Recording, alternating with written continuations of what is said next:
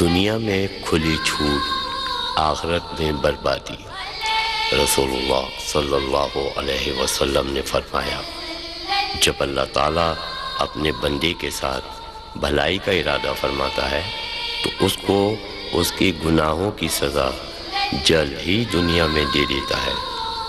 یعنی تکلیفوں اور آزمائشوں کے ذریعے سے اس کی گناہوں کی معافی کا سامان پیدا کر دیتا ہے، اور جب اپنے بندے کے ساتھ برائی کا ارادہ کرتا ہے تو اس سے اس کے گناہ کی سزا دنیا میں روک لیتا ہے، یہاں تک کہ قیامت والے دن اس کو پوری سزا دے گا۔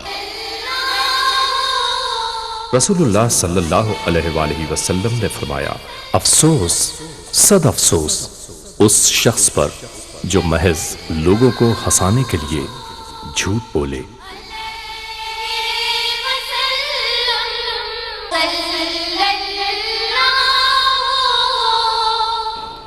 رسول اللہ صلی اللہ علیہ وسلم نے فرمایا،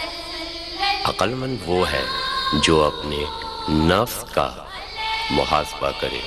اور موت کے بعد آنے والی زندگی کے لیے عمل یعنی تیاری کرے، اور بیوقوف وہ ہے جو اپنے آپ کو نفسانی خواہشات کے پیچھے لگائے رکھے اور اللہ سے بڑی بڑی آرزویں وابستہ کرے۔ رسول اللہ صلی اللہ علیہ وآلہ وسلم نے فرمایا، جو شخص کھانا کھائے اور پھر یہ کہے کہ شکر ہے اللہ کا جس نے مجھے کھانا دیا بغیر میری اپنی تدبیر اور طاقت کے، تو اس کے گزشتہ گناہ معاف ہو جائیں گے۔ ذی الحجہ کی 9ویں تاریخ کی نماز فجر سے ذی الحجہ کی 13ویں تاریخ کی نماز عصر تک ہر فرض نماز کے بعد تکبیر تشریق بآواز بلند پڑھنا مسنون ہے۔ تکبیر تشریق: اللہ اکبر، اللہ اکبر، لا الہ الا اللہ، واللہ اکبر، اللہ اکبر، وللہ الحمد۔ اللہ سب سے بڑا ہے، اللہ سب سے بڑا ہے، اللہ کے سوا کوئی معبود نہیں، اور اللہ سب سے بڑا ہے، اللہ سب سے بڑا ہے، اور اسی کے لیے کل شکر و ثنا ہے۔ رسول اللہ صلی اللہ علیہ وآلہ وسلم نے فرمایا، افضل کلمے یہ 4 ہیں: سبحان اللہ، الحمدللہ، لا الہ الا اللہ، اللہ اکبر۔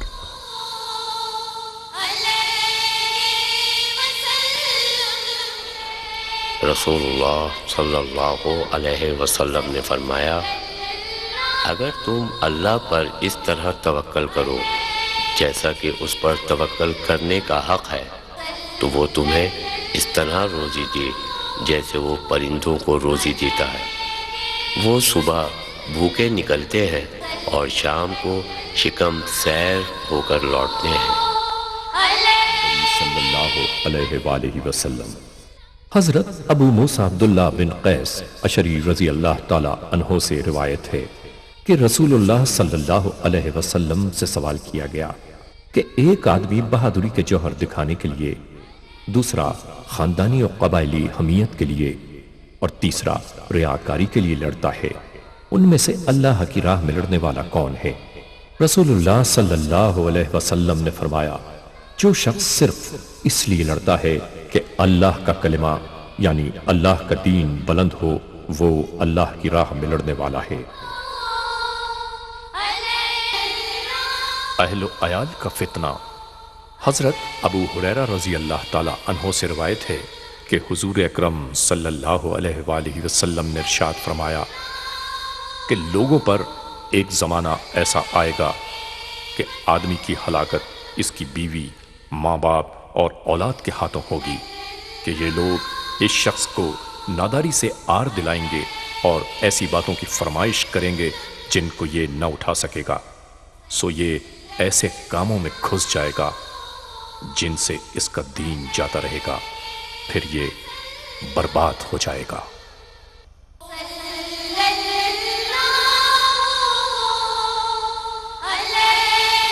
اللہ صلی اللہ علیہ وآلہ وسلم نے فرمایا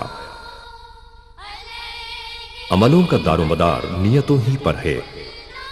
ہر شخص کو اس کی اچھی یا بری نیت کے مطابق اچھا یا برا بدلہ ملے گا۔ بس جس کی ہجرت اللہ اور اس کے رسول کے لیے ہوگی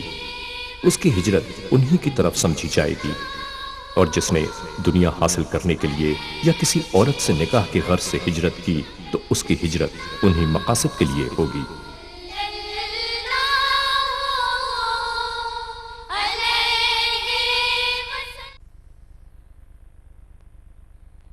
ارشاد باری تعالیٰ ہے مسلمان آپس میں بھائی بھائی ہیں، اپنے بھائیوں کے درمیان صلح کرا دیا کرو۔ جس بیٹے نے اپنے باپ کی طرف غصے کی نظر بھر کر دیکھا اس نے اس کے ساتھ حسن سلوک نہیں کیا۔ He who casts an angry look at his father. 7 چیزوں سے پہلے نیک اعمال میں جلدی کرو۔ رسول اللہ صلی اللہ علیہ وسلم نے فرمایا 7 چیزوں سے پہلے نیک اعمال میں جلدی کرو۔ کیا تمہیں ایسی غربت کا انتظار ہے جو بھلا دینے والی ہے، یا ایسی خوشحالی کا جو تمہیں حج سے تجاوز کر دینے والا بنانے والی ہے، یا ایسی بیماری کا جو بگاڑ دینے والی ہے، یا ایسے بڑھاپے کا جو عقل و ہوش کو زائل کر دینے والا ہے، یا ایسی موت کا جو اچانک آ کر نہایت تیزی سے اپنا کام کر دینے والی ہے، یا دجال کا جو ہر اس غائب برائی سے بدتر ہے جس کا انتظار کیا جائے، یا قیامت کا، بس قیامت تو بہت ہی ہولناک نہایت تلخ تر ہے۔ صلی اللہ علیہ وآلہ وسلم کھانے سے پہلے ہاتھ دھوتے اور سیدھے ہاتھ سے اپنے سامنے سے کھانا شروع کرتے۔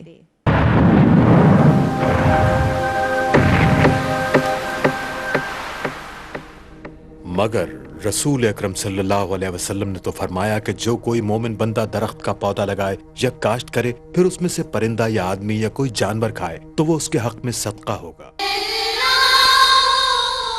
رسول اللہ صلی اللہ علیہ وآلہ وسلم نے فرمایا اللہ کے بندوں میں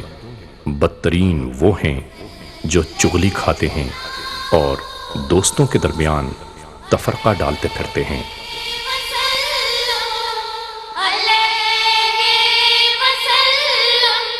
دین کا کام کرنے والوں کو بوجھ نہ سمجھیں۔ حضرت انس رضی اللہ تعالی عنہ سے روایت ہے کہ نبی کریم صلی اللہ علیہ وسلم کے زمانے میں 2 بھائی تھے۔ ان میں سے ایک نبی صلی اللہ علیہ وسلم کی خدمت میں حاضر رہتا اور آپ صلی اللہ علیہ وآلہ وسلم سے دین کا علم سیکھتا، دوسرا کاروبار کرتا اور کماتا۔ کاروباری بھائی نے اپنے بھائی کی شکایت نبی صلی اللہ علیہ وسلم سے کی کہ وہ کاروبار نہیں کرتا۔ آپ صلی اللہ علیہ وسلم نے فرمایا تمہیں کیا معلوم، شاید تمہیں روزی اس کی وجہ سے ہی ملتی ہو۔ رسول اللہ صلی اللہ علیہ وآلہ وسلم نے فرمایا جب 2 مسلمان اپنی تلواریں سونت کر ایک دوسرے کو مارنے کی نیت سے ملتے ہیں، یعنی ایک دوسرے کے مد مقابل آتے ہیں، تو یہ قاتل اور مقتول دونوں جہنمی ہیں۔ پوچھا گیا یا رسول اللہ قاتل کا جہنمی ہونا تو سمجھ میں آتا ہے، مقتول جہنمی کیوں ہوگا؟ آپ صلی اللہ علیہ وسلم نے فرمایا اس لیے کہ وہ بھی اپنے ساتھی یعنی دوسرے مسلمان کے قتل کا حریص تھا۔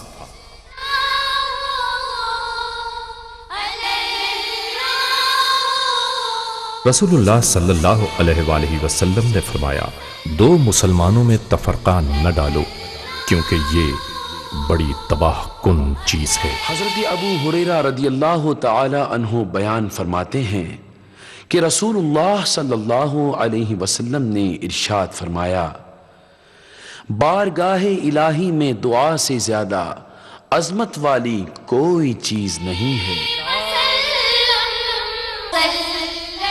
دنیا میں آزمائش، آخرت میں آسائش۔ رسول اللہ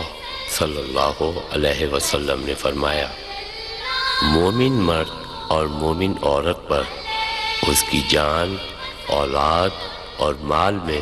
آزمائشیں آتی رہتی ہیں، جن سے ان کے صغیرہ گناہ معاف ہوتے رہتے ہیں، یہاں تک کہ جب وہ اللہ کو ملتے ہیں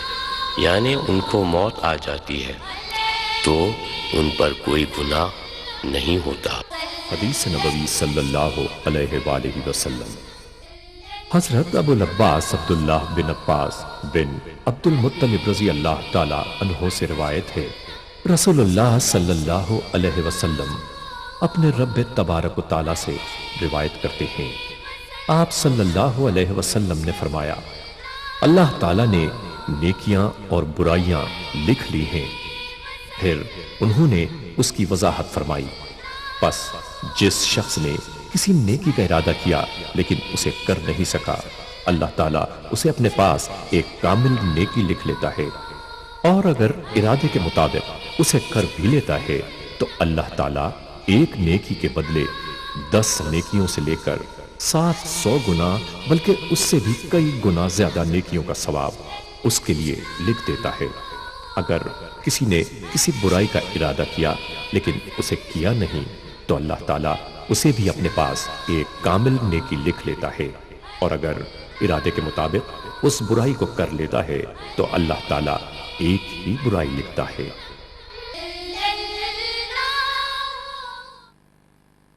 ارشاد باری تعالیٰ ہے، اللہ تعالیٰ کو کثرت سے یاد کرو تاکہ تم فلاح پا سکو۔ رسول اللہ صلی اللہ علیہ وآلہ وسلم نے فرمایا، اس بندے پر اللہ کی رحمت ہوتی ہے جو بیچنے،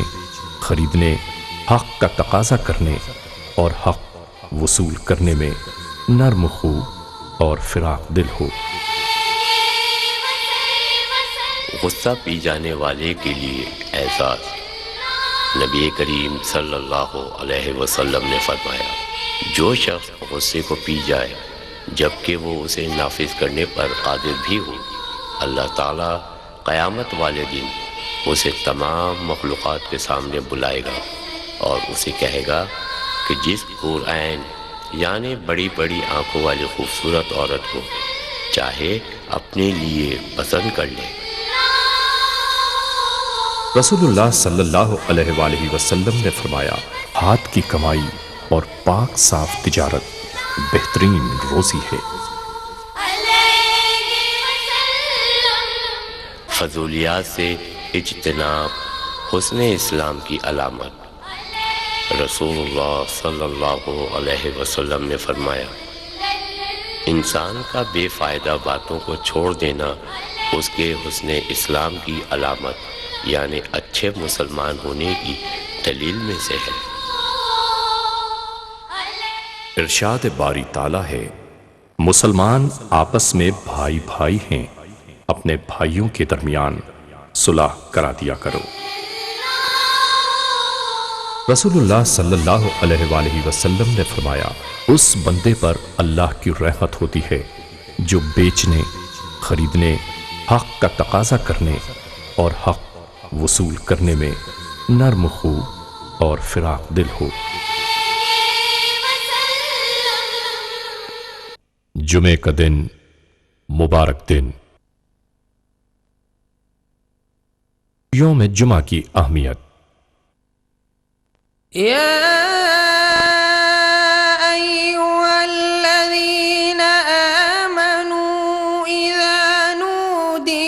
الصلاة من يوم الجمعة فاسعوا إلى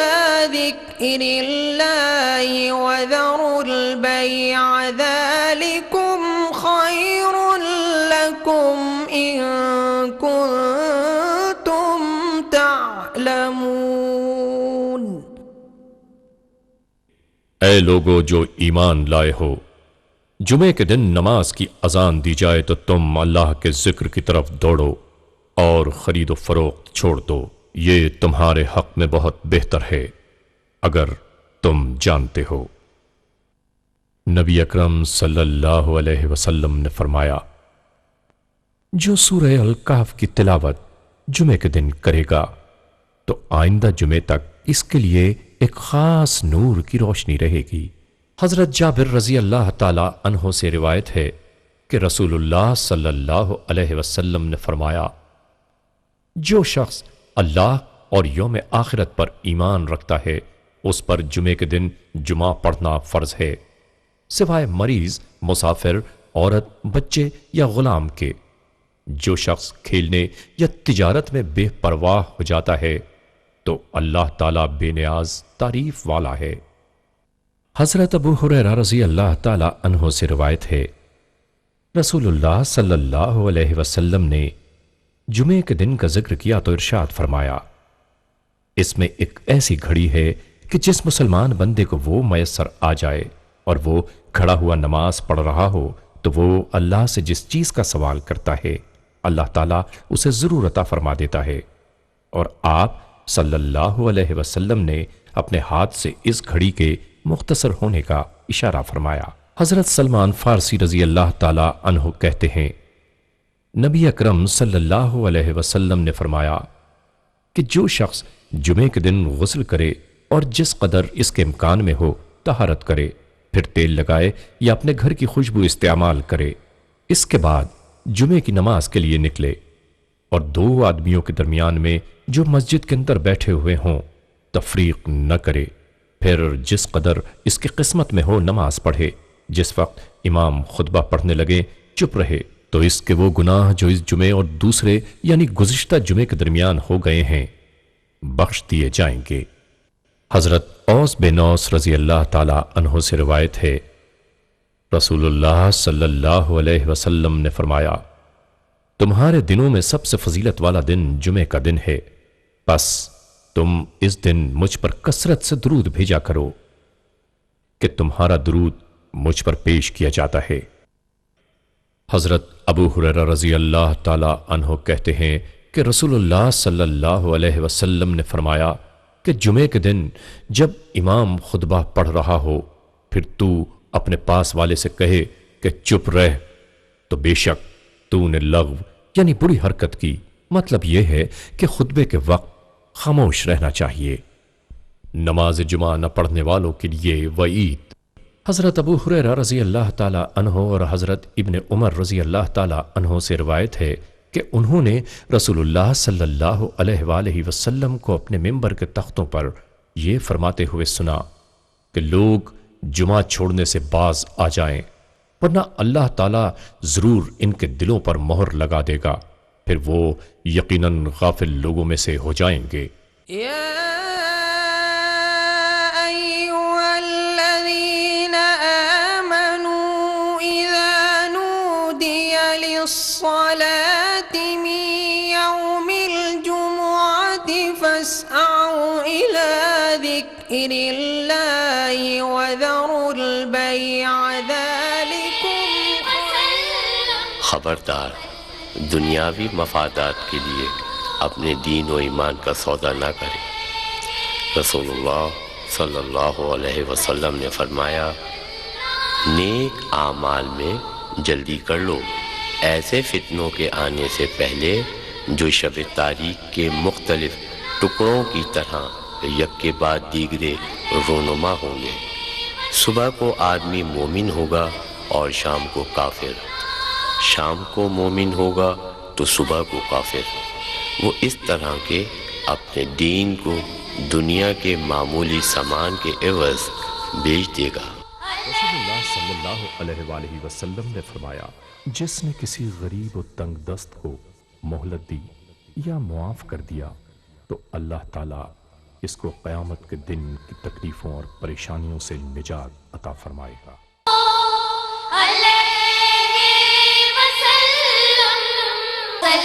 دنیا میں کھلی چھوٹ، آخرت میں بربادی۔ رسول اللہ صلی اللہ علیہ وسلم نے فرمایا، جب اللہ تعالیٰ اپنے بندے کے ساتھ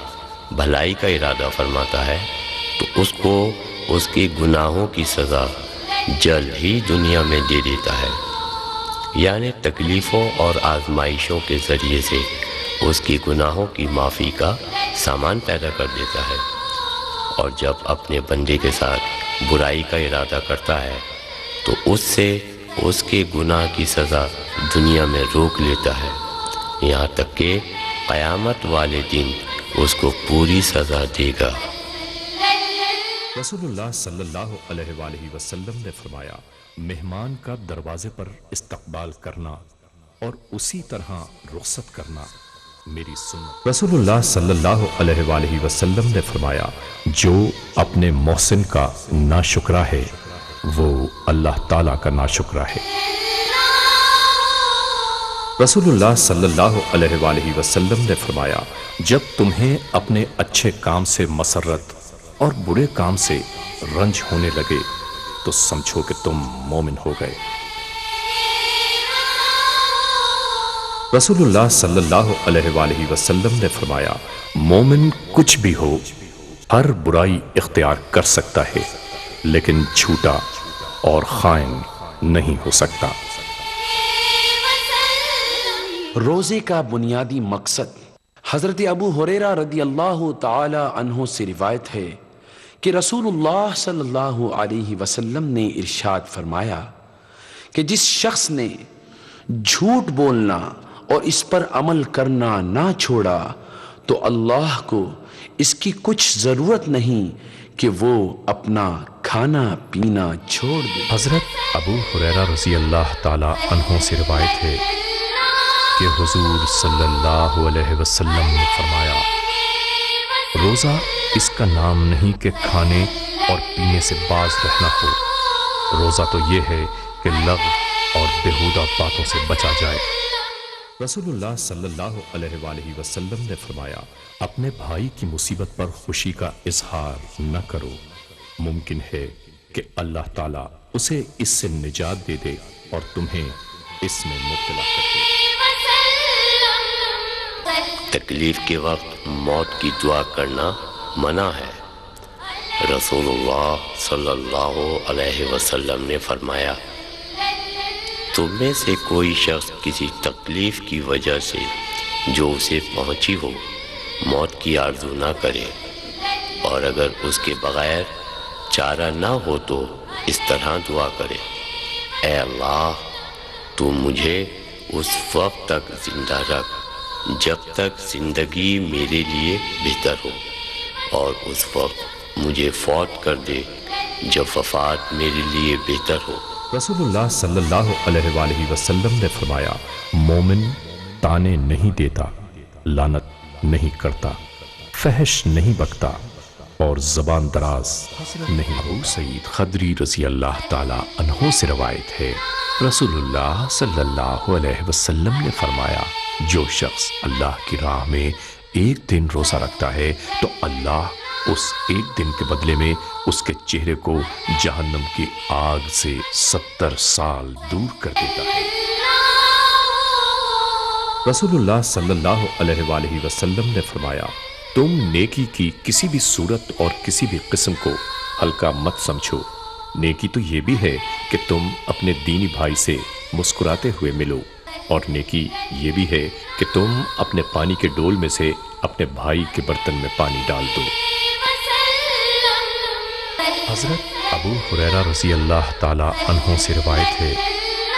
کہ حضور صلی اللہ علیہ وسلم نے فرمایا، روزہ اس کا نام نہیں کہ کھانے اور پینے سے باز رہنا ہو، روزہ تو یہ ہے کہ لغو اور بیہودہ باتوں سے بچا جائے۔ ابو ہریرہ رضی اللہ تعالی عنہ سے روایت ہے، رسول اللہ صلی اللہ علیہ وسلم نے فرمایا، روزہ ایک ڈھال ہے، پس جب تم میں سے کسی کا روزے کا دن ہو تو دل لگی کی باتیں نہ کرے، نہ شور و غل کرے، اور اگر کوئی اسے گالی دے، اس سے لڑائی جھگڑا کرے تو کہہ دے میں۔ رسول اللہ صلی اللہ علیہ وآلہ وسلم نے فرمایا، جو شخص ظالم کو ظالم جانتے ہوئے بھی اس سے مدد لے وہ اسلام سے خارج ہے۔ طاقتور کون؟ رسول اللہ صلی اللہ علیہ وسلم نے فرمایا، طاقتور وہ نہیں ہے جو پچھاڑ دے، اصل طاقتور یعنی پہلوان وہ ہے جو غصے کے وقت اپنے نفس پر قابو رکھے۔ رسول اللہ صلی اللہ علیہ وآلہ وسلم نے فرمایا، دو مسلمانوں میں تفرقہ نہ ڈالو، کیونکہ یہ بڑی تباہ کن چیز ہے۔ شب برات کی فضیلت حضرت معاذ بن جبل رضی اللہ تعالیٰ عنہ اللہ کے رسول صلی اللہ علیہ وآلہ وسلم سے روایت کرتے ہیں کہ آپ صلی اللہ علیہ وآلہ وسلم نے فرمایا، اللہ تعالیٰ نصف شعبان کی رات کو اپنی تمام مخلوق کی طرف متوجہ ہوتے ہیں، بس اللہ تعالیٰ اپنی تمام مخلوق کو بخش دیتے ہیں سوائے مشرک اور کینہ پرور کے۔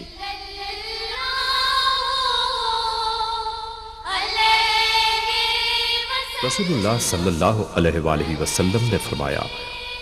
آدمی کی جماعت کے ساتھ پڑھی ہوئی نماز اس نماز سے کچھ اوپر 20 درجے زیادہ فضیلت رکھتی ہے جو وہ اپنے بازار یا گھر میں پڑھتا ہے، اس لیے کہ جب کوئی شخص اچھے طریقے سے وضو کرتا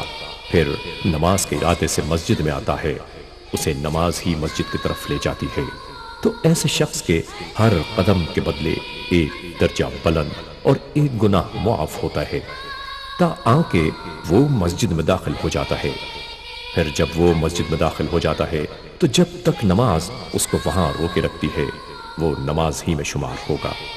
یعنی جماعت کے انتظار یا ذکر الہی میں مصروف۔ جب تک مسجد میں رہے گا وہ اللہ کے ہاں حالت نماز میں سمجھا جائے گا، اور فرشتے تمہارے ایک آدمی کے لیے رحمت کی دعا کرتے رہتے ہیں جب تک وہ اپنی اس مجلس میں بیٹھا رہے جس میں اس نے نماز پڑھی ہے۔ فرشتے کہتے ہیں، اے اللہ اس پر رحم فرما، اے اللہ اس کو بخش دے، اے اللہ اس پر رجوع فرما۔ یہ دعائیں اس کے حق میں اس وقت تک جاری رہتی ہیں جب تک وہ کسی کو ایذا نہ پہنچائے، جب تک بے وضو نہ ہو۔ یقینی امور کو اختیار کرنے کا حکم۔ رسول اللہ صلی اللہ علیہ وسلم نے فرمایا، وہ چیز چھوڑ دے جو تجھے شک میں ڈالے اور اس کو اختیار کر جس کی بابت تجھے شک و شبہ نہ ہو، اس لیے کہ سچ اطمینان کا باعث ہے اور جھوٹ شک اور بے چینی ہے۔ رسول اللہ صلی اللہ علیہ وآلہ وسلم نے فرمایا، تحفوں کا لین دین دلوں کے کینے مٹا دیتا ہے۔ سچائی جنت میں پہنچائے گی۔ نبی کریم صلی اللہ علیہ وسلم نے فرمایا، یقیناً سچائی نیکی کی طرف رہنمائی کرتی ہے اور نیکی جنت کی طرف لے جاتی ہے۔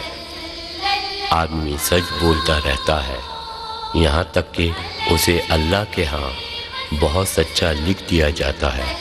اور جھوٹ نافرمانی کی طرف رہنمائی کرتا ہے اور نافرمانی جہنم کی طرف لے جاتی ہے، اور آدمی یقیناً جھوٹ بولتا رہتا ہے یہاں تک کہ اللہ کے ہاں اسے بہت جھوٹا لکھ دیا جاتا ہے۔ صدقے کا صحیح وقت۔ حضرت ابو ہریرہ رضی اللہ تعالیٰ عنہ سے روایت ہے کہ ایک آدمی نبی کریم صلی اللہ علیہ وسلم کے پاس آیا اور اس نے سوال کیا، یا رسول اللہ صلی اللہ علیہ وسلم، کون سا صدقہ اجر کے اعتبار سے بڑا ہے؟ آپ صلی اللہ علیہ وسلم نے فرمایا، تیرا اس وقت صدقہ کرنا جب کہ تو صحیح یعنی تندرست و توانا ہو، مال کی حرص دل میں ہو یعنی خرچ کرنے سے تجھے غربت کا اندیشہ ہو، اور اپنے پاس جمع رکھنے سے خوشحالی کی امید ہو، اور تو صدقہ کرنے میں تاخیر نہ کرے یہاں تک کہ جب روح گلے تک پہنچ جائے تو کہے فلاں کے لیے اتنا، فلاں کے لیے اتنا، جبکہ وہ فلاں یعنی وارث ہو چکا ہوگا۔ جھوٹ بولنے سے روزی میں برکت ختم ہو جاتی ہے۔ نبی کریم صلی اللہ علیہ وسلم نے فرمایا، دونوں سودا کرنے والوں کو اس وقت تک اختیار ہے جب تک وہ جدا نہ ہو، بس اگر وہ سچ بولیں اور چیز کی حقیقت صحیح صحیح بیان کر دیں، یعنی کوئی عیب وغیرہ ہو تو بتا دیں، تو ان کے اس سودے میں برکت ڈال دی جاتی ہے، اور اگر وہ چھپائیں اور جھوٹ بولیں تو ان کے سودے سے برکت مٹا دی جاتی ہے۔ إن الصلاة كانت على